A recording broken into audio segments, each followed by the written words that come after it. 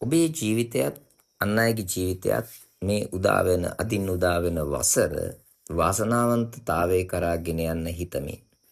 ආධ්‍යාත්මික මගින් මේ ජීවිතය ලස්සන කරගන්න හිතනවා නම් ඒ අය අනිවාර්යෙන්ම මේ ආධ්‍යාත්මික දිනදසුන තමන්ගේ ජීවිතයේ දිනචරියාවක් බවට පරිවර්තනය කරගත යුතු වෙනවා.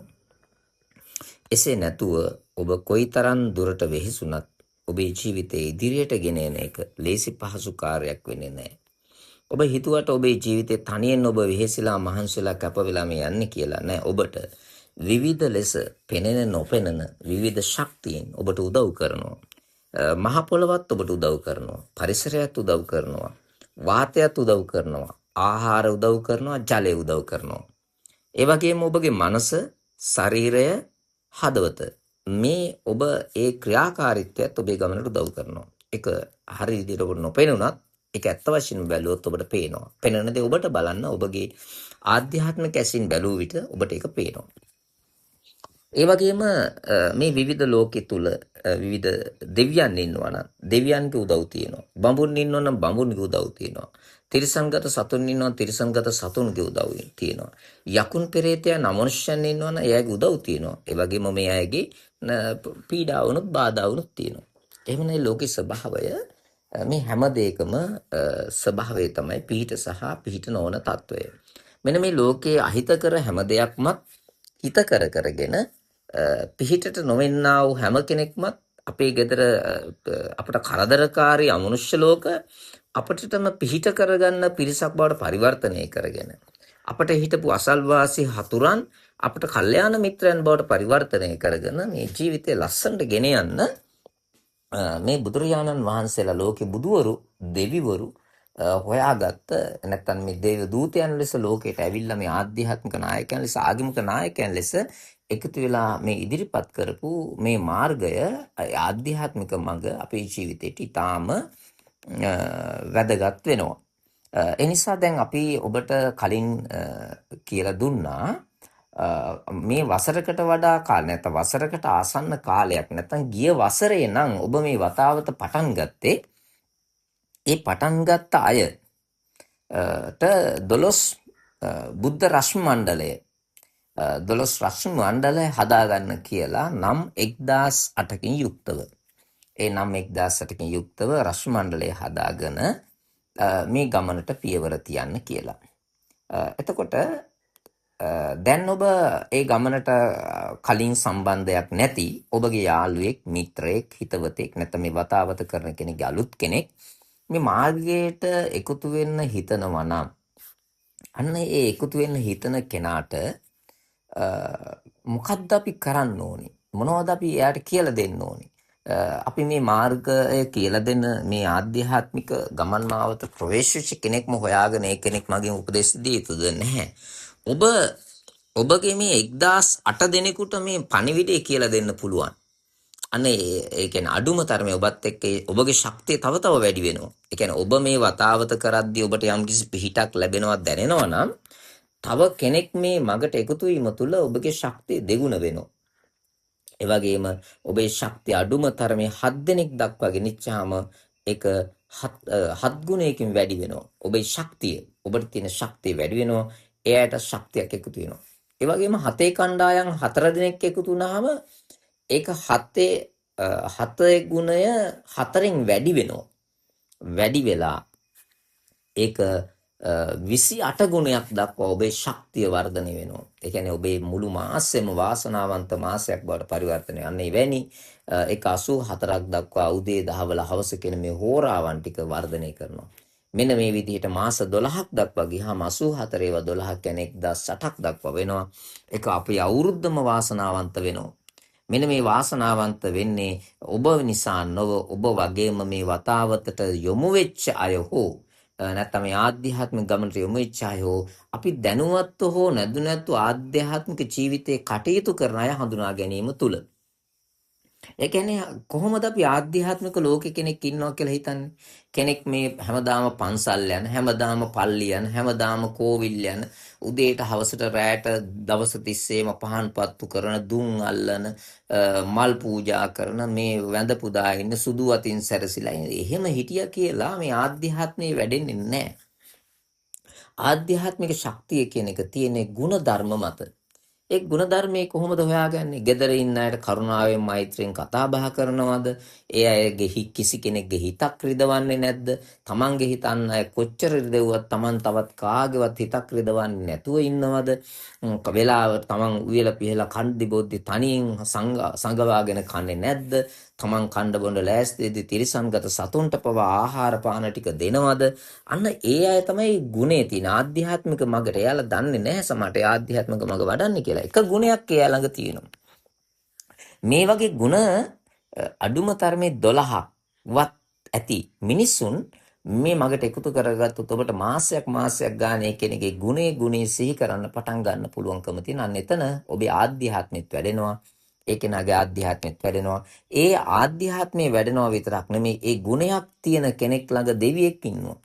ඔය ගුණයත් එක්ක තමයි දෙවිවරු ඉන්නේ. එහෙම නැතුව අපි ගිහිල්ලා දේවාලයකට ගිහිල්ලා කතරගම ගිහිල්ලා ශ්‍රීපාදයට ගිහිල්ලා දලදා මාලිගාවට ගිහිල්ලා දෙවියන්ට බුදුන්ට යාඥා කරාට පිහිටිල්ලුවට එහෙම කවුරුත් පිහිට වෙන්නේ ඒ තැන්වල ඇති දෙවි කෙනෙක් ඇත්තේ නැහැ. දෙවියන් ඉන්නේ ඔබ ළඟ. ඔබ ගුණයක් දකිද්දී ඒ ගුණයට සමාන්තරව තමයි දෙවි කෙනෙක් ඔබට පිහිටට ඉන්නේ. ඒ දෙවිවරු එහෙම පිහිටට ඉන්න දෙවිවරු 33 කෝටියක් මේ ලෝකෙ තුල ඉන්නවා. ඒ කියන්නේ ඔබගේ අවුරුදු 100කට ආශ්‍රිත කාලයකට ඔබට පිහිට වෙන්න, ඔබව රැකබලා ගන්න, ඔබේ ගමන්ට හයියක් වෙන්න, ඔබේ පරම්පරාවෙන්ම මේ ගිය අත්තලා මුත්තලා සීලා කිරිගිත්තලා ආදී මේ පරම්පරාවෙන් මේ ගිය ඥාති මිත්‍රාදීන්ගෙන් සැදුමුලක් දේව සභාවක් දින්නවා. අන්න ඒ දේව සභාවේ ආශිර්වාදය අරගෙන, ආරක්ෂාව රැකවරණය අරගෙන ඔබ වඩන ආධ්‍යාත්මික ගුණේ ශක්තියෙන් ඒ අය ඔබට උදව් කරන්න එන්නේ. ඒ ශක්තිය නිසා, ඔබ වඩන ශක්තිය නිසා ඔබේ ශරීරය මේ දෙතිස් මහා පුරුෂ ලක්ෂණයක් දක්වා ගමන් කරන. ඒ කියන්නේ මේ ශරීරය අර්ථවත් වෙනවා. මේ දෙතිස් කුණපයක් විදියට මහ පොළවේ මිහිදන් වෙන නොයි ධාතුන් වහන්සේලාගේ තත්ත්වයට ඔබේ ශරීරය වර්ධනය වෙන බව ඒ දෙවියන්ට මමුන්ට පේන්න ගන්නවන්න. ඒ අය ඔබට උදව් කරන්න, උපකාර කරන, ඔබගෙන් පිහිට ලබාගෙන ගමන යන්න ඒ අයට කරන්න පුළුවන් හැම උදව්වක් උපකාරයක්ම කරනවා. ඒ නිසා අපේ ගමන යන්න අපිට තනියෙන් අමාරුයි. ඒ නිසා මේ මුළු ලෝකෙම අවශ්‍යයි. මුළු ලෝකේ හැමෝගෙම හිත රිදවීමක් කරන්න නැතුව ඒ හැමෝගෙම ආශිර්වාදය ළඟා කරගෙන මේ ජීවිතේ ඉදිරියට ගෙන යන්න අපි නිරන්තර උත්සාහ කළ යුතු වෙනවා. ඒ වෙනුවෙන් අපි පටන් ගන්න ඕනේ මේ ආධ්‍යාත්මික දින දසුන හදාගන්න. ආධ්‍යාත්මික දින දසුනට අපිට මාසයේ තියෙන්නේ දවස් 28යි.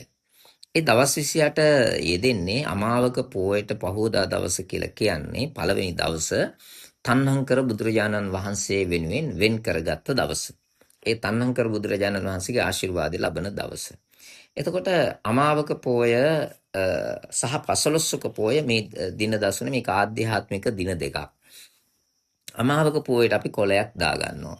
ඒ අමාවක පෝයට දාන කොලේ තමයි අපි තියෙන අනාගතයේ බුදුපසේ බුදු මහරහතන් වහන්සේලා, සක්විත රජදරුවන්, පාරමිතා පුරන බෝසතාණන් වහන්සේලා පහළ වෙන්න පරිසරය නිර්මාණය කිරීම වෙනුවෙන් අප තුළින් මොනවද සිද්ධ වුණේ කියන එක හඳුනා ගැනීම සහ එහි සටහනක් දැමීම, ඒ වෙනුවෙන් මේ පුරා මාසෙම කරපු කාර්යයන් ඔස්සේ අපි කටයුත්ත වෙනුවෙන් වෙහෙසුනාද කියන එක හඳුනා ගැනීම, එහි සටහන් කිරීම තමයි ඇගීමකින් ඇගීම් කාර්යයකින් තමයි කටයුත්ත කරගන්න පුළුවන්කම තිබෙන්නේ. ඊළඟ එක තමයි පසළොස්වක. පසළොස්වක කියලා කියන්නේ අතීතයේ වැඩ හිටපු බුදුපසේ බුදු මහරහතන් වහන්සේලා, සක්විත රජදරුවන් වගේම මේ පාරමිතා පුරන බෝසතාණන් වහන්සේලා, උන්වහන්සේලාගේ වැඩ හිටපු ඒ උන්වහන්සේලාගේ ශක්තියක් මේ ලෝකෙ තුල තියෙනවා. උන්වහන්සේලාගේ ශරීර ශක්තිය කියන්නේ ධාතුන් වහන්සේලා පවා මේ ලෝකයට මහා පුදුම ශක්තියක්. මේ පෘථිවි ධාතුව මෛත්‍රී බුද්ධ ශාසනයේ පවතින තුරුම පවතින්නේ මේ කප්සඳ කෝණාගම කාශ්‍යප ගෞතම කියන මේ බුදුරජාණන් වහන්සේලාගේ ඒ දේහයන් මේ මහා ලෝකයේ තුල තාම නොනැසී පවතිනවා. ඒ ධාතුන් වහන්සේලා ලෙස නොනැසී පවතිනවා. ඒක අවසන් වෙන්නේ ලෝකෙ කොහේ හරි තැනක තියෙනවා. අපි හිතුවට මෙතන තියෙනවා කියලා අපි හිතුවට එතන තියෙනවද නැද්ද කියලා ඔබට කාටවත් තීරණය කරන්න බෑ. නමුත් මේ මහා පොළොවේ ඔබ ඉන්න තැනක මේ තියෙනවද කියලා ඔබ මේ දෙපා තබන මහා පොළොව තුල ඔබ ජීවත් වෙන gedara තුල ඒ මහා පොළොවේ යට කොහේ හරි තැනක තිබෙනවා කියන එක ඔබ සිහිපත් කළ යුතු වෙනවා. අපි හැම තැනකම අපි මේ ධාතුන් වහන්සේලා මතයි අපි මේ මහ පොළොව රැඳිලා තියෙන්නේ. ඒ නිසා තමයි මේ ගස් කොළන් වෙවෙන්නේ, මහ පොළොව අසිරිමත් වෙන්නේ, මේ ලස්සන වෙන්නේ, අවුව වැස්ස සුළඟ තියෙන්නේ, ජලය ළඟා වෙන්නේ. මේ හැමදේම තියෙන මේ ධාතුන් වහන්සේලා මේ මහ පොළොව තුල මිහිදන් වීමේ ශක්තිය මත.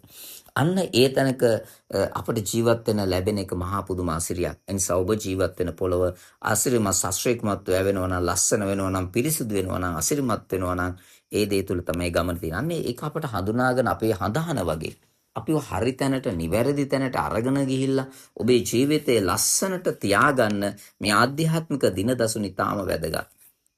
දැන් අපි අමාවක පොය, පසළොස්වක පොය කියන දින දෙක ලියාගත්තා.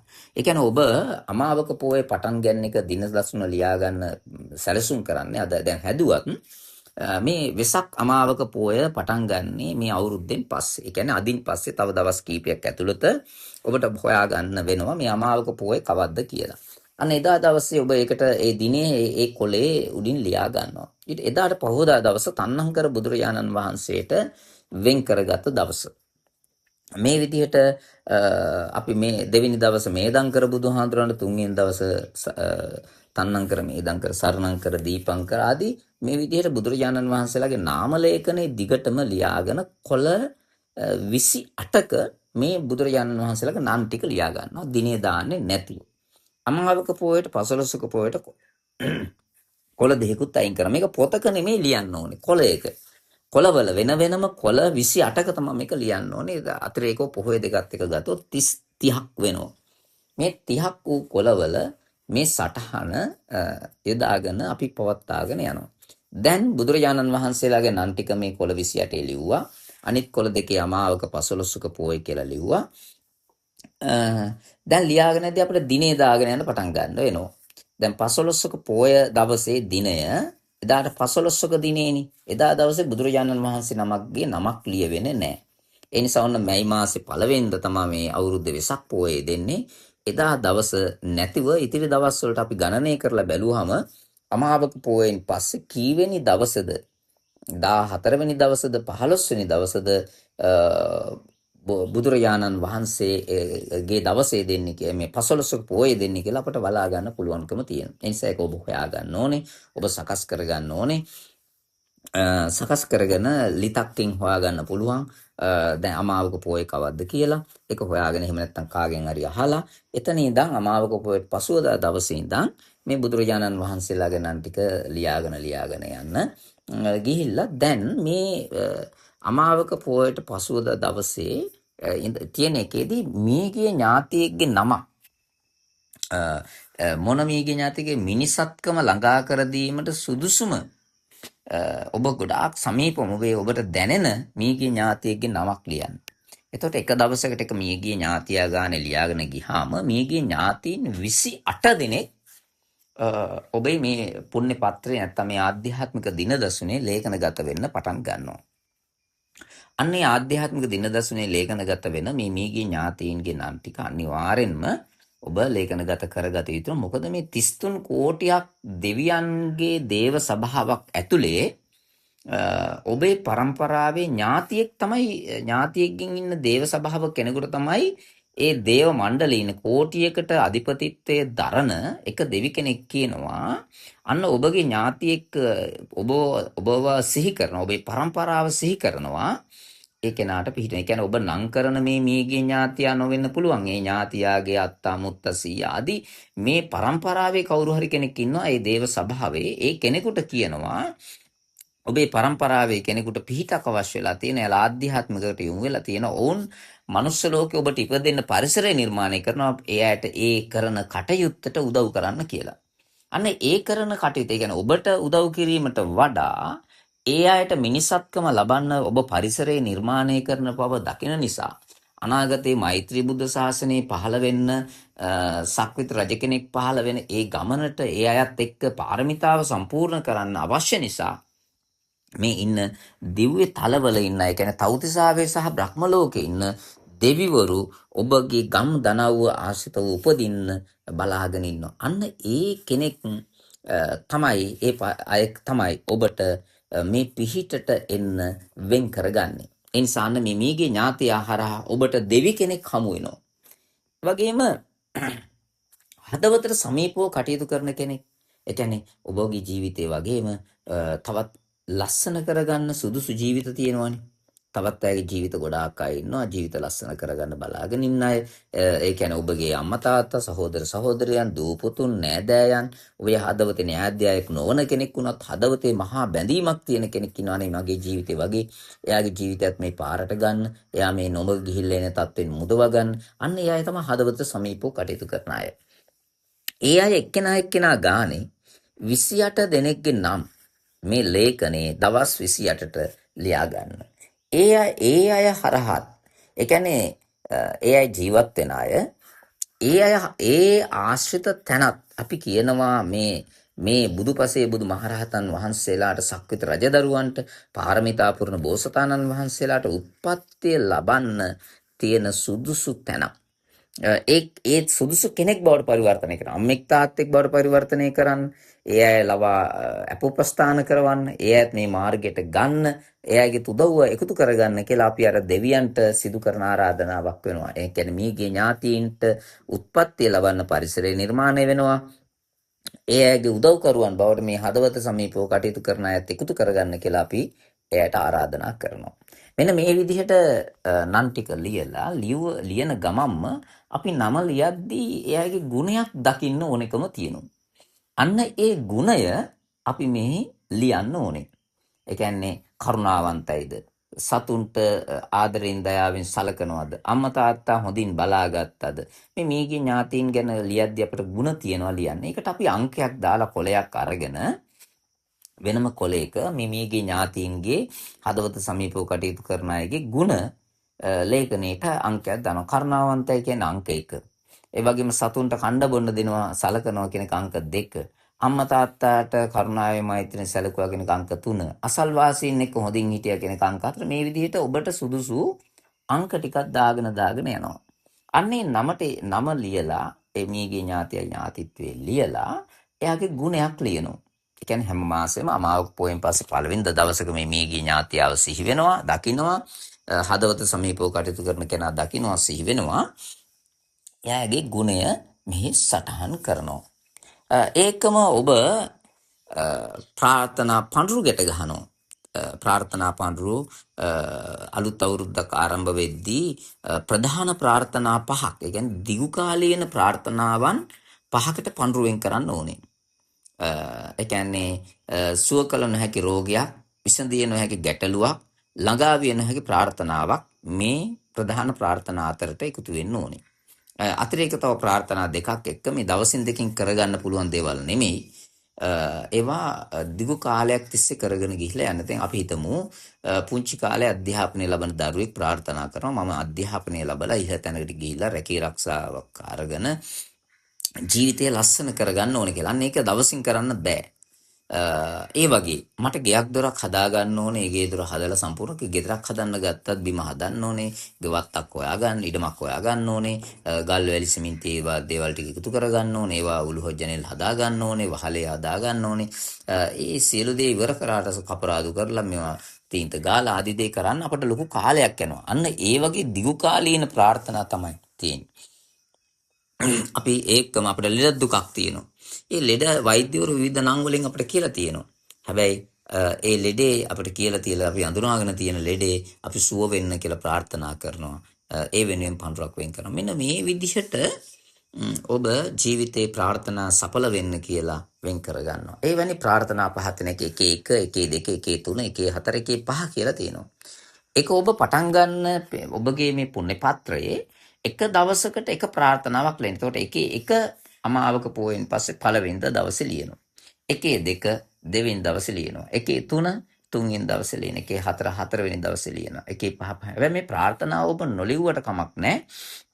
මේ ප්‍රාර්ථනාවන් ඔබට අමතක වෙයි කියලා හිතනවා වෙන තැනක දාලා ප්‍රාර්ථනාවට අංකයක් දාලා ඒ අංකය ඔබට මේ ප්‍රාර්ථනාංක 1, ප්‍රාර්ථනාංක 2, ප්‍රාර්ථනාංක 3 කියලා මේ විදිහට. ඒ කියන්නේ ප්‍රාර්ථනාංක 1 1, 1 2, 1 3, 1 4, 1 5 කියලා දාන්න පුළුවන් දවස් 5ක. ඊට පස්සේ කෙටි කාලීන ප්‍රාර්ථනා. දැන් අපි හිතමු ඔබට තියෙනවා දියවැඩියාව. වෛද්‍යවරු කියනවා දියවැඩියාව තියෙනවා කියලා. දැන් ඔබට ඔන්න මොකක් හරි රෝග ලක්ෂණයක් ඇති වෙනවා. ශරීරයට අමාරුයි, අපහසුයි, ඇඟේ අතපය ආදරේ මේ මොන හරි තැනක ඇඟේ රිදෙනවා, වේදනාවක් ඇති. අන්න ඒකට ගැට ගන්න පඳුරක්. ඔබට බෙහෙතක් ගන්න යන්න වෙලා තියෙනවා. වෛද්‍යවරයෙක් මුණ ගැහෙන්න යන්න වෙලා තියෙනවා. අන්න ඒකට කලින් ගැට ගන්න පඳුරක්.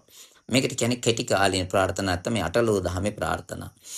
ඒක අපි කියන්නේ අංක 2 කියලා. එතකොට අපි එක ප්‍රාර්ථනාවක් ගැට ගැහුවොත් 2 6 වෙනවා.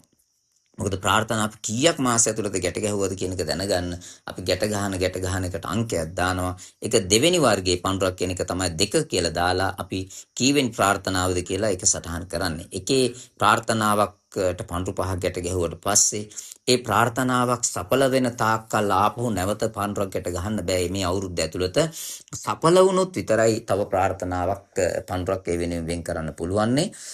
ඒක විශේෂ බාරොප්පු කිරීමේ පූජාවක් එක්ක සම්පූර්ණ කරන විශේෂ පූජාවක් විදිහට තමයි තියෙන්නේ. ඒ නිසා මේ ප්‍රාර්ථනා පඳුර ඔබ විශේෂයෙන්ම වෙන් කරන්න, ඒ කියන්නේ ඒ පඳුර වෙනුවට අලුත් පඳුරක් ගැට ගන්න පුළුවන් නේ සඵල වුණොත් විතර. 4 වෙනි ප්‍රාර්ථනාව සඵල වුණොත් ආපහු නැවත 1 4 කියලා ප්‍රාර්ථනාවක් ඔබට ගැට ගන්න මේ පුළුවන්, මේ ප්‍රාර්ථනාවක් සඵල කරගන්න පුළුවන්. හැබැයි එකේ 4 නෙමෙයි, ඔබ එක වෙද්දී මේ තව ප්‍රාර්ථනා පඳුරු 25ක් ගැට ගහලා තියෙනවා නම් එකේ 25 කියලා වරහන් ඇතුළේ ඕනනම් 4 තමයි සඵල වුණේ. 4 අංකෙත් ඒක ඇතුළේ සටහන් කරන්න පුළුවන්කම තියෙනවා. තව තුන්වෙනි ප්‍රාර්ථනා වර්ගයක් තියෙනවා. අලුතෙන් යමක් පටන් ගන්නවා නම් ඔබ ජීවිතේ ප්‍රාර්ථනාව, ඒක අලුතෙන් යමක් පටන් ගැනීමේදී ගැට ගන්න ප්‍රාර්ථනා පඳුරු වර්ගය අංක 3 ලෙස ගණන් කෙරෙනවා. එතකොට තුන්වෙනි අපි දැන් පඳුරු ගැට ගහලා තියෙනවා 5යි, ඊළඟ එකයි 6යි. තුන්වෙනි එකේ ප්‍රාර්ථනාව 3 7 කියලා ගැට ගහනවා. එතකොට ප්‍රාර්ථනාව වෙන තැනක ලියලා තියෙනවා. අංකය විතරක් මේ පුණ්‍ය පත්‍රයේ සටහන් කරනවා. මොකද ප්‍රාර්ථනාව තව කිසි කෙනෙක්ව දැනුවත් නොකළ යුතු දෙයක්. ඔබේ හදවතේ විතරක් තිබිය යුතු දෙයක්. ඔබට අමතක වුණොත් දැන ගැනීම සඳහා කොහේ හරි තැනක ඔබ සටහනක් තවත් කෙනෙකුට තේරෙන්න හරි නොතේරෙන්න හරි සුරක්ෂිත වෙක රහසිගතව සංගවලා තියන්න ඕන දෙයක් නිසා ඒක නොතේරෙන විදිහට ලියලා තිබ්බත් සලකුණු කරලා තිබුණත් ඒකේ කිසිදු බාධාවක් ඇති වෙන්නේ නැහැ. මෙන්න මේ විදිහට පුණ්‍ය පත්‍රය ඔබ මූලික වශයෙන් සටහන් කරගන්නවා. ඒ වගේම තව ඔබට තව කාරණයක් තිබෙනවා. දැන් මේකේ පහලට අර 12 රාष्ट्र මණ්ඩලයක් අපිට අනිත් අයට දැන් අලුතෙන් වතාවත කලින් පුරුදු වෙච්ච කෙනෙක්ට මේ අලුත් කෙනෙකුට මේ වතාවත කියලා දෙන්නේ. එයාට අපි කියනවා ඔබ දවසේ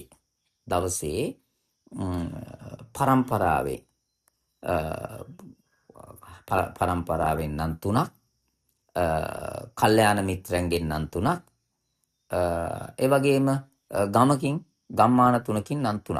මේ විදිහට අපි ලියන්න පටන් ගන්නවා. මේක ඕන විදිහට පටන් ගන්න පුළුවන්.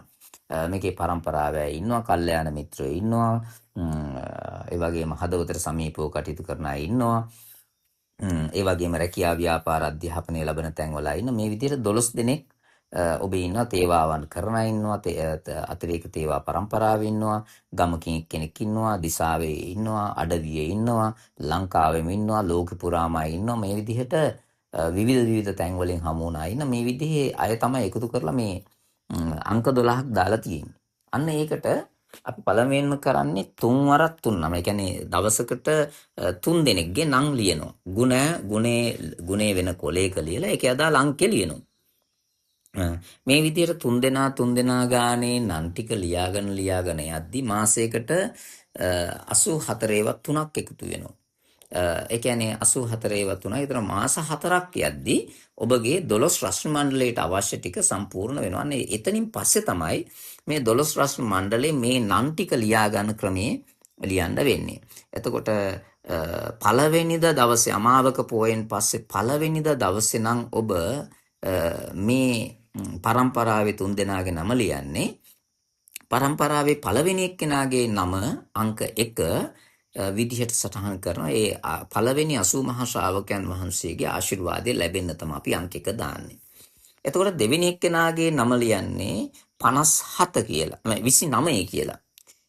29 කියලා කියන්නේ 29 වෙනි 80 මහා ශ්‍රාවකයන් වහන්සේගේ ආශිර්වාදය ලබන්න සුදුසු කෙනෙක් විදිහට තමයි අපි නම් කරන්නේ. ඒ වගේම ඊළඟ එක තමයි 57. මේක අංක විද්‍යාවක් වගේ එකක්. 57 කියන්නේ ඊළඟ අංකය. එතකොට 1 29 57 මේ නම් තුනටම ඒ කියන්නේ පරම්පරාවේ නම් 1 1 1 29 1 57. එතකොට කල්යාණ මිත්‍රයන් නම් හදවත සමීපව කටයුතු කරන අය නම් 2 2 1 2 29 2 57. කල්යාණ මිත්‍රයන් නම් 3 1 3 29 3 57 මේ විදිහට ඒ අංක අපි යොදාගෙන යනවා. ඒකෙන් තමයි අපි අඳුනගන්නේ අංකය දාලා එයාලගේ නම ගුණය අංකයකින් සටහන් කරගන්නවා. මේ විදිහට මාසේ පුරාවටම ඔබ මේ පින්පොත ලියාගෙන යනවා. ඊට අමතරව ඔබට තියෙන මේ පින්පොතේ දින දසුනේ හදාගන්න පැය 24 වෙන් කරන එක හවස 3 ඉඳන් තමයි අපි අවුරුදු දවස පටන් ගන්නෙ. අද හවස 3 ඉඳන් 3 4 4 5 වගේ පැයෙන් පැයට වෙලාවන් ටික දාගෙන රැ නිදා ගන්න වෙලාවට ඕන ඔක්කොට මේ පැය ගානටම මේ වෙලාවේ සිට මේ වෙලාව දක්වා කියලා දාගෙන ඒ කියන්නේ රැ 9න් 10න් පස්සේ අලුයම 4 දක්වා වෙලාව තමයි නිදාගන්න. එතනින් පස්සේ නිදාගත්තත් ඔබ ඊට කලින් නිදාගත්තත් ඔබ නිදා ගන්න වෙලාව විදිහට ගණනය කරගන්නේ නැහැ. ඒකත් ඒ වෙලාවෙන් වෙලාවට පැය විදිහට දාන්න ඕනේ. අලුයම 4 කියන වෙලාවෙන් පස්සේ ඔබ අවදි වෙන්න ඕනේ. ඒ නිසා එතනින් පස්සේ ආයාපෝ නැවත පැයෙන් පැයට වෙලාව දාලා ඔබ මෙන්න මේ පැය ඇතුලේ කරන දිනචරියාව ඒ කියන්නේ හැමදාම කන්න එක වෙලාවද කියන එක බලා ගන්න, නැගිටින්න එක වෙලාවකද කියලා බලන්න. මේ ආධ්‍යාත්මික අභ්‍යාස වඩන්නේ මොන වෙලාවකද කියන එක සටහන් කරගන්න ඕන. ප්‍රාර්ථනා පන්රක් වෙන් කළා නම් වෙන් කළේ මොන වෙලාවෙද කියන එක තියෙන. මේක ක්‍රියාකාරකම් 4ක් තමයි මෙහි සටහන් වෙන්නේ. ඒ ඔක්කොම අංක දාලා දෙන එකක් තමයි ඔබ කන බොන ආහාරය පිළිබඳව ක්‍රියාකාරකම. ඒකට අංක දාන පිළිවෙලක් තිබෙනවා.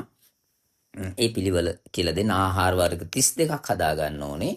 ඒ කියන්නේ අෂ්ට වර්ග 8කින් එක වර්ගයකින් 4 ගානේ ආහාර වර්ග 32ක්. ඒ කියන්නේ අල වර්ග, කොළ වර්ග, ඇට වර්ග, එළවලු වර්ග, පළතුරු වර්ග, කැවිලි කැඳ ආදී මේ වගේ වර්ග 8කින්. ඒ පිළිබඳව ඔබට මේ වතාවත කියලා දෙන කෙනා හරහා ඒක දැනගන්න පුළුවන්කම තියෙනවා. ඒකේ අංක දාන පිළිවෙලට ඔබ මොන වෙලාවෙද මේක කෑවේ බිව්වේ ඒ කටයුත්ත කරේ ඒකේ සදා අදාළ අංකයේ සටහන් කරනවා. ඒ වගේම අනුමෝදනාව කියලා කියන්නේ මේ අපි පළමුවෙන් පටන් ගන්න ප්‍රාර්ථනා පඳුරු ගැට ගන්න. අපි ප්‍රාර්ථනා පඳුරක් ගැට ගන්නවා. ඒ වගේම ඊට පස්සේ අපි අටවිසි පරිස්කාර පූජාව කියන්නේ අටවිසි බුදුරජාණන් වහන්සේලාට මේ මියගේ ඥාතීන්ට මිනිසත්කම ළඟා කර දෙන්න අටපිරිකරක් පූජා කරන වෙනකොට අපි රුපියලක් හරි දෙකක් හරි අඩුම මුදලක් අපි වෙන් කරනවා. ඒක අනුමෝදනාව. ඒ වගේ ගොඩාක් අය එකතු කරපු අයගේ සල්ලි ටික එකතු කරලා අපට අටපිරිකරක් පූජා කරන්න පුළුවන් පැවිදි වෙන හාමුදුරුවෝ වහන්සේ නමකට මුල්ම දවසේ. එහෙම නැතුව අපි බෝධිය ළඟට, චෛත්‍ය ළඟට, පන්සලට ඒ වගේ පූජා කරන අටපිරිකරක් ගැන නෙමෙයි අපි මෙතනදී කියන්නේ. ඒ නිසා අටපිරිකරක් අපි සල්ලි දීලා ගන්නෙ නැහැ. අපි අනුමೋದනාව රුපියලක් තමයි වෙනුවෙන් වෙන් කරන්නේ. රුපියලක් දෙකක වගේ අසමාන සංඛ්‍යාතයකින් වෙන් කරන්නේ. එතකොට ඒකත් මෙහි සටහන් වෙනවා. ඒක අනුමෝදනාව.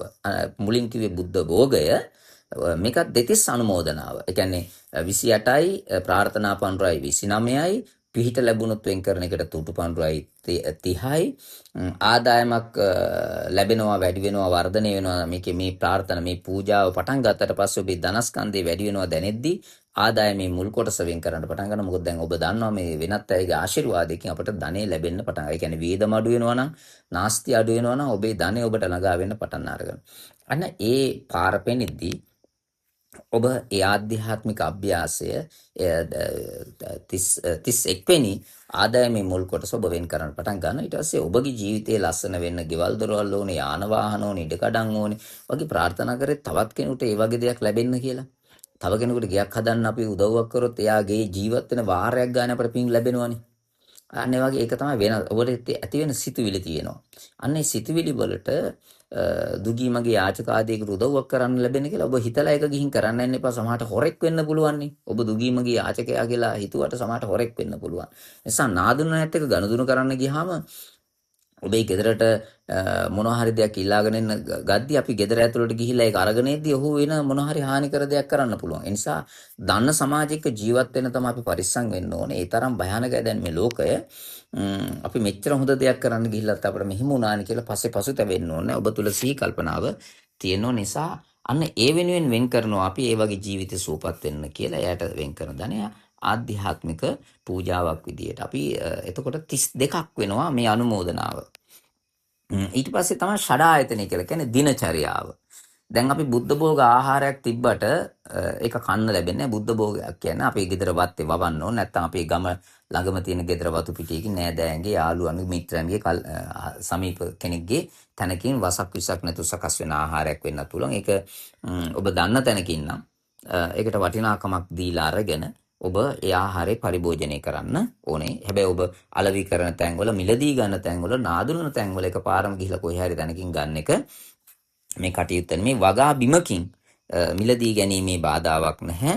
එහෙම නැත්නම් ඔබේ ගේ දොර ඉඩකඩම් වතු පිටවල වගා කරගෙන පරිභෝජනය කරන එක තමයි මේ බුද්ධ භෝගය කියලා කියන්නේ. ඒත් ඔබ දන්නවා ඒකේ තරම් පාරිශුද්ධ කියලා. ඒක ඔබේ අතින් ඒ පැල හිටවනවා වතුර දානවා. අන්න ඒ කටයුත්ත තුල නිරත වෙද්දී ඒක දිනචරියාව. හැමදාම ඔබ ගස් කොළන් වලට වතුර දාන්නේ පැල ටික බලාගන්නේ කොයි වෙලාවෙද? අන්න ඒ දිනචරියාව. ෂඩායතන ඒකට තංක තියනවා දාලා දිනචරියාව ඔබ 16කට ඒ කියන්නේ අවදි වුණ වෙලාවෙන් ඉඳන් නිින්දට යනකම් කාලය 16කට බෙදා ගන්න ඕනේ. නාන එක, අතුපතු ගාන එක, කන බොන එක, උයන පිහන එක මේ වගේ රෙදි ආදී දේ සෝදා පිරිසුදු කරන එක මේ වගේ අභ්‍යාස වත්ත පිටි උදුළු ගාන එකද හෝ පැල හිටවන එකද මේ වගේ අභ්‍යාස 32ක් ඔබ දෛනික ජීවිතේ රැකියාවේ කරන කටයුත්තත් මේකෙම කොටසක් තමයි. දිනචරියාවට දාගෙන අන්නේ දිනචරියාවට අංක ටිකක් දානවා 1 2 3 4 කියලා 16. ඊට පස්සේ 16 දාපුවාම ඒක 85 ඉඳන් අංක දාන්නේ 85 86 87 88 කියලා 100 වෙනකන් දානවා අංක 16ක්. ඒ අංක 16 දාලා ඒකට තව අපි හිතමු නානවා කියන එක 85 නම් මූණ හොදන එක 85න් 1. මේ වගේ අංක වෙන් කරගන්න ඔබට ගැළපෙන විදිහට 16 32ක් බවට පරිවර්තනය වෙනවා. අන්න ඒ අංක ටික මේකේ අදාළ පැය දිනචරියාව තුළ ලේඛනගත කරගන්නවා. ඊට අමතරව මේ බුද්ධ භෝග ආහාරයම සටහන් කරගන්න වෙනම කොලයකුත් අනුමෝදනාව සටහන් කරගන්න වෙනම එකකුත් ෂඩායතනයට වෙනම තැනකුත් ධම්මෝෂදේ කියලා කියන්නේ ආධ්‍යාත්මික தත්ත්වය. කියන්නේ අපි ළඟ තියෙන නරක ගති ලක්ෂණ අඩු කරන්න තෙරුවන් වන්දනා කරනවා, උදේ පහට කලින් පාන පත්තු කරනවා, පන් පූජා කරනවා, මේ වගේ සිංහාසන වඩනවා, ආධ්‍යාත්මික අභ්‍යාස සූවිසයාකාර පසඟ පිහිටුවා ගැනීම, ආශිර්වාදයට පසඟ පිහිටුවා ගැනීම, ධර්ම සජ්ජායනය මේ වගේ ආධ්‍යාත්මික අභ්‍යාස ඔබට කියලා දීලා තියෙනවා. ඒ වගේ 32ක් හදා ගන්න ඕනේ. ඒවට අංක තියෙනවා. අන්න ඒ අංක ටිකත් අපි කියලා දීලා මේ මග කියන ගමන් ප්‍රාර්ථනා සඵල වෙන්න කියලා පඬුරුවෙන් කරන්න කියලා මේ අභ්‍යාස කරගෙන යනවා. මේක පොඩි නෝට් එකක් විදියට මේ කොටු දැලක් විදියට හදාගෙන මේ පුණ්‍ය පත්‍රයට අමතරව තව කොලයකුත් අපි මේකට එකතු කරගෙන ඔබට ඇති වෙන ගැටලු ප්‍රශ්න වගේම ඔබ අතිරේකව කරන දේවල් විස්තරාත්මකව ලියාගත යුතු මොනවා හරි දෙයක් තියෙනවා නම් මේකේ සටහනක් දානවා. ඒකට කියන්නේ මේ මොහොත කියලා. ඒ මොහොතේ දැනෙන හිතන දේ, එදා දවසේ තියෙන දේ ඒ පත්‍රිකාවේ අපි ලියාගෙන යනවා. මෙන්න මේ විදිහට ඔබේ පුණ්‍ය පත්‍රය සකස් කරගෙන ඔබ කටයුතු කරගෙන යද්දී ඔබේ ජීවිතේ වාසනාවන්ත වෙනවා. වෙන කාගවත් සහයෝගයක් පිහිටක් නැති වෙන්න පුළුවන්. හැබැයි ඔබ මතක තියාගන්න ඕන මාසේ දවස් 28ට දෙවිවරු 28 දෙනෙක් ඔබට පිහිට වෙනවා. ඒකට තව ප්‍රධාන 4 දෙනෙක් ඉන්නවා. ඒ 4 දෙනා දවස් 7කට නායකත්වයේ දරනවා. ඒ කියන්නේ දවස් 7කට දෙවිවරු සත්බුදුරජාණන් වහන්සේලාගේ දවස් 7 ඒ කියන්නේ පළවෙනි, පස්වෙනි, 9 වෙනි, 13 මේ විදිහට බුදුරජාණන් වහන්සේලා 7 නමක් වැඩ. ඒ දවස් 7ක් තියෙනවා. ඒ 7 ඉන්න බුදුරජාණන් වහන්සේලාගේ දවසට ආශිර්වාදේ බලන්න හරියාකාරව දෙවියන් ඇවිල්ලා ඒ කටයුත්ත කරනවද ඔබේ ගෙදර ඒකට සුදුසු ලෙස සූදානම් කරනවද කියලා බලන්න එක දෙවි කෙනෙක් ප්‍රධානත්වයට පත් කරලා දෙවියොත් එක්ක 8යි. එතකොට දවස් 7ට එක්කෙනා ගානේ දවස් 7 ඒවා 4කට එකතු වුණොත් තව 20 දවස් 28ට ප්‍රධාන දෙවිවරු 4 දෙනෙක් ඉන්නවා. එතකොට තමයි 32 දෙනෙක් වෙන්නේ. ආහාර වර්ගයක් ඔබ ලේඛනගත කරා නම් ඒ ආහාර වර්ගයට නායකත්වයේ දරන දෙවි කෙනෙක් ඉන්නවා. අන්න ඔබ ආහාරය පරිභෝජනය කරද්දී සකසද්දී සූදානම් කරද්දී ඒක දානයක් වෙද හදලා පරිභෝජනය කරද්දී ඔබට ඒ ආහාරයට පිහිට වෙනවා. ඒක තමයි ගුණය. ඒ ආහාරය අනුව තමයි තීරණය වෙන්නේ බුදුපසේ බුදුමහරහතන් වහන්සේලා ඉපදෙන පරිසරය. ඒ කියන්නේ ඔබ ආහාර වර්ගයේ බුද්ධ භෝග ආහාරයක් දක්වා ඔබේ ජීවිතේ පුරුදු කරලා තියෙනවා නම් ඒ තැනක බුදුපසේ බුදුමහරහතන් වහන්සේලා පහළවන්නේ ඒ භූමිය හදන්න අය ගොඩක් විදිහට වෙහෙසෙනවා. ඒ නිසා හැමදේම ඔබට පහළ කරලා දෙනවා. අවශ්‍ය කන්න බොන්න තියෙන සියලු දේවල් ශාස්ත්‍රීයත්වයේ සෞභාග්‍ය ඔබ කරා ළඟා කර දෙනවා. මේක හරිම ලස්සන අභ්‍යාසයක්. ආධ්‍යාත්මය වඩන්න තියෙන අභ්‍යාසයක්. ඒ වගේම ඔබ අනුමෝදනාව තුළ ඒ ධනය නිසියාකාරව වෙන් කරලා මේ වතාවතට එකතු කරන ඔබේ ගෙදර ඒක සුරක්ෂිතව තියාගන්න එක වෙනත් දෙයකට භාවිතා නොකර ඒ අදාළ අභ්‍යාස කරන ගමන් ඒ ආධ්‍යාත්මික පූජාවන් කරලා ආපහු ඒ ධනය අපි ඒ ගම් දනව් වලට නැවත බෙදන ක්‍රමවේදයක් හදලා තියෙනවා. මේ වගේ 28 දෙනෙක් එකතු වෙලා කණ්ඩායම එකතු වෙලා ඒ ධනය එකතු කරලා 32 ආකාරව එකතු කරන ධනෙ 32 ආකාර ක්‍රියාකාරකමක් වෙනුවෙන් අපි ආපහු යොදවන කටයුතු තුළ තමයි ආශිර්වාද ලැබෙන්නේ. ඒ වගේ අපි හිතමු කුළුබඩු පූජාවක් තියෙන මේ 820 පරිස්කාර අතර එකක්. අපි හිතමු ගම්මිරිස් කියලා. ගම්මිරිස් මේ හැම ගෙදරටම කෑමට එකතු කරනවා. ඒ අය මාසයක් පුරාවට කනවා. එතකොට කද්දී අපිට අපි යදවපු ධනේ ආශිර්වාදය අපිට ලැබෙනවා. ඒ අය ගමේ පන්සලට මාසයකට එක දවසක ගම්මිරිස් දාලා ආහාරයක් හදලා දානක් දෙන මේ බුද්ධ භෝග ආහාර මේ සකස් කරන්නේ. තමන්ගේ ගෙදර බුද්ධ පූජාව තියලා දන්පැන් දීලා මේ වතාවත කරා අපිත් ඒ කුසලයට අනුමෝදන් වෙනවා. අන්න ඒක තමයි ඒ විදිහේ ලැබෙන පින්කමක් තමයි ඔබට කියන්නේ. නිසා මේ ධනය එකතු කරන්නත් ඕනේ, ඒක හරියාකාර ධනකට යොදවන්නත් ඕනේ, ඒක හරියාකාරව යොදවන ඒක කාර්යයේ නිරත වෙනවද කියලා අපි ගණනය කරගන්නත් ඕනේ. මේ විදිහට තමයි මේ ආධ්‍යාත්මික ගමන් මාවත ඔබේ ජීවිතයට සුදුසු තත්ත්වයට පරිවර්තනය කරන්න තියෙන නිසා අපි ඔබට ආරාධනා කරනවා මේ වෙසක් අමාවකට කලින් ඔබේ ආධ්‍යාත්මික දින දසුන හදාගෙන එක නිසියාකාරව සකස් කරන එක මුද්‍රිත මට්ටමේ ආධ්‍යාත්මික දින දසුන් තියෙනවා. ඔබට සමහර අපි දැකලා තියෙනවා මේ සමහර තැන්වල පින්පොත් කියලා ලියලා තියෙනවා. ඒ වගේ සමහර පුස්තක සමහර අයට ධර්මය අවබෝධයේ තියෙන ප්‍රමාණයට යාලා ලියලා තියෙන්නේ. නමුත් ඔබට ආධ්‍යාත්මික පුණ්‍ය පත්‍රය, ආධ්‍යාත්මික පින්පොත, ආධ්‍යාත්මික දින දසුන මේ විදිහටම හදා ගන්න පුළුවන්. ඒ මඟ වඩාගෙන යද්දී ඔබට දැනෙන ඔබගේ අනාගතය ගැන, ඔබ සමග දෙවියන් සිටින බව, ඔබට දෙවියන් පිහිට වෙන බව, මේ 33 කෝටියක් දෙවිවරු ඔබත් එක්ක ඉන්න බව. ඒ කියන්නේ ඔබට මාසයකට දෙවිවරු 32 දෙනෙක් ඔබත් එක්ක ඉන්නවා. ඒ වගේම වසරක් දිහා බලන්න 32 තුන් ආකාරයකින් වැඩි වෙනවා දවසට. ඒ කියන්නේ උදේට 10 වලට හවසට කියලා. එතකොට 32 ඒවා 3ක් වෙනවා. 32 ඒවා 3ක් වුණාම 96ක් වෙනවා. 96ට තව අතිරේකව ප්‍රධාන නායකත්වය කියන්නේ 12 පත්තිනි දෙවියන්ගේ බැල්මැති නායකත්ව මණ්ඩලයක් එකතු වුණාම 96ට 10ක් එකතු වුණාම 106යි. තව දෙකක් එකතු වුණාම 108. ඒක 12 දෙනා එකතු වුණාම 108 දෙනෙක්ගේ දෙවිවරු ඔබට මාසයක් පුරාවට පිහිටට ඉන්නවා. 33 කෝටියක් වෙන්නේ අන්න ඒ ගමනට යද්දි. මාසයට දවසට 84 ගානේ මාසයට 84 ගානේ මාස 12ට ගත්තොත් ඔබත් එක්ක දෙවිවරු 1008 දෙනෙක් ඉන්නවා. ඒ 1008 දෙනාගේ ගමන හැදෙන්න නම් ඔබ මිනිස්සු, ඒ කියන්නේ ಗುಣ තියෙන මිනිස්සු 1008 දෙනෙක්ගේ නම් ඔබේ මේ පුණ්‍ය පත්‍රේ ලේඛනගත වෙන්නේ. කියන්නේ දවසකට නම් 36ක් තියෙන්න ඕන. එක තීරුවක 12 ගානේ ඒ කියන්නේ එක කියන ඒවා 12යි, 29 කියන ඒවා 12යි, 57 කියන ඒවා 12ක් විදිහට මේ දින විදිහට ගන්න පුළුවන්. දෙවෙනිදා ගත්තොත් 30 එක කියන එක තියෙන තීරුවේ 2 තන්නංකර මේදංකර බුදුරජාන් වහන්සේ දවසේ 29 කියන එකේ 30 57 කියන එකේ 58 මේ විදිහට තමයි අංක ටික ලේඛනගත කරන්න තියෙන්නේ දවස් 28ට. ඒ උදේ 10 වල හවසට 80 මහා ශ්‍රාවකයන් වහන්සේලාගේ දිනවලට ඒ විදිහට පිළිවෙල ඇති අංක ටික කියලා දීලා මිනිස්සුන්ගේ ජීවිතේ හරි පාරට ගන්න. ඔබේ ජීවිතේ ලස්සන වෙනවා වගේම ඔබේ ජීවිතයේ 84 ගුණයකින් 1000 ගුණයකින් ඔබේ ජීවිතේ ලස්සන වෙන්න දහසක් දෙනෙක් මේ මගට යොමු කරන්න. ඒ වගේ 84000ක් එකතු කරගෙන අපි බක්මහේ අගසස් මංගල්ලේ ඊළඟ අවුරුද්දේ විසක් වෙද්දි මේ වගේම ආධ්‍යාත්මික මඟ වඩපු 84000ක් දෙනෙක් එකතු කරගෙන ඒ අයගේ දෑතින් සූදානම් කර අසිරිමත් වූ අග්‍රසස්්‍ය පූජාව, ඒ වගේම ඉල් 15ක පොයට සුගත චීවර පූජාව, වගේම විහාරාරාම කල්පෘක්ෂ පූජාව කියන මේ අසිරිමත් වූ පූජා මංගල්‍යයන් පවත්වලා අපේ ජීවිත ලස්සන කරමු. ඒ කියන්නේ එවැනි පූජාවක් අපට පවත්වන්න මේ භවයේ වාසනාව ලැබුණොත්, ඒ අසදෘස මහා දාණයට අපට එකතු වෙන්න ශක්තිය ළඟා වුණොත්, ඔබට බුදුරජාණන් වහන්සේ නමකට දන් හැන්දක් පූජා කරන වාසනාව ලැබෙනවා. බුදුරජාණන් වහන්සේ නමකට චීවරයක් පූජා කරන වාසනාව ලැබෙනවා. බුදුරජාණන් වහන්සේලාට වැඩ ඉන්න ජේතවනාරාමේ, වේළුවනාරාමේ, පූර්වාරාමේ වැනි අසිරිමත් විහෙර විහාරදි කිරීමේ වාසනාව ලැබෙනවා.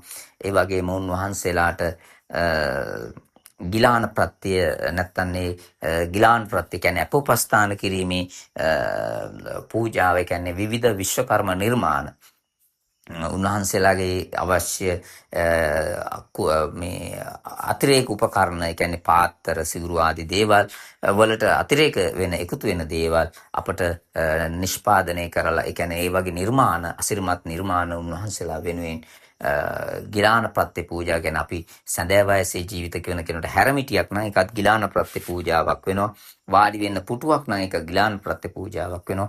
මේ වගේ අතිරේක උපකරණ පූජාවක් කරන්න අපට වාසනාව ලැබෙන. එහෙම නැතු අපි හිතා හිටියට අපි කොහේ හරි තැනක මොනවා හරි අපේ දේපොළ වියදම් කරේ විකුණලා ඒ වගේම විහෙර විහාර හැදුවට ඔබ හිතන්න එපා කවදාවත් ඔබට බුදුපසේ බුදුමහරහතන් වහන්සේලාට චීවර පිණ්ඩපාත සේනාසන ගිලාන ප්‍රත්‍ය පූජාව පවත්වන්න ලැබෙයි කියලා. ඔබ මේ 84000ක් දෙනෙක් එක්ක එකතු වෙලා මේ අසිරිමත් පූජාව පවත්වන එදා දුටිගැමුණු කුමාරයා, සද්ධාතිස්ස කුමාරයා සමග විහාර මහා දේවිය, සෝමා දේවිය, ඒ ඇතුළු ඒ කාවන්තිස්ස රජතුමා ඇතුළු ඒ බෝධිසත්ව පරම්පරාවේ අය ඒ මහා පාරමිතා ගමන සම්පූර්ණ කළා වගේ ඔබත් ඒ පරපුරේ ඔබ ඒ පරම්පරාවේ කෙනෙක් විදිහට මේ ආධ්‍යාත්මික පූජාවට එකතු වෙන්න කියලා අපි ඔබට විශේෂයෙන් ආරාධනා කරනවා. මේ අනාගත ලෝකේ ඊටාම භයානකයි.